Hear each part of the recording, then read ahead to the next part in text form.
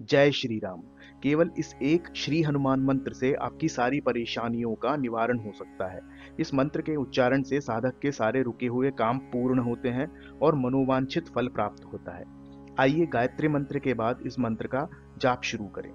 ओम भूर्व भुवः स्वः तत्सवितुर्वरेण्यं भर्गो देवस्य धीमहि धियो यो नः प्रचोदयात्।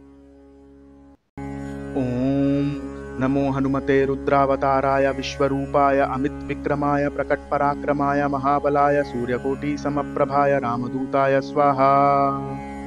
ओम नमो हनुमते रुद्रावताराय विश्वरूपाय अमित विक्रमाय प्रकट पराक्रमाय महाबलाय सूर्यकोटि समप्रभाय रामदूताय स्वाहा। ओम नमो हनुमते रुद्रावताराय विश्वरूपाय अमित विक्रमाय प्रकट पराक्रमाय महाबलाय सूर्यकोटि समप्रभाय रामदूताय स्वाहा। ओम नमो हनुमते रुद्रावताराय विश्वरूपाय अमित विक्रमाय प्रकट पराक्रमाय महाबलाय सूर्यकोटि समप्रभाय रामदूताय स्वाहा। ओम नमो हनुमते रुद्रावताराय विश्वरूपाय अमित विक्रमाय प्रकट पराक्रमाय महाबलाय सूर्यकोटि समप्रभाय रामदूताय स्वाहा।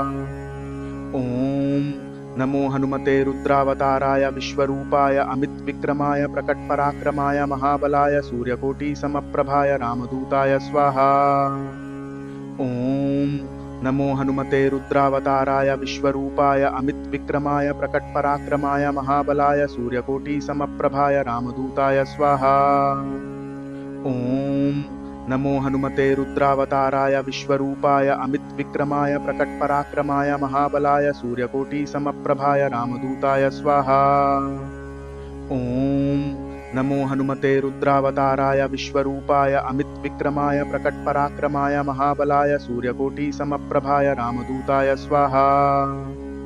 ओम नमो हनुमते रुद्रावताराय विश्वरूपाय अमित विक्रमाय प्रकट पराक्रमाय महाबलाय सूर्यकोटि समप्रभाय रामदूताय स्वाहा।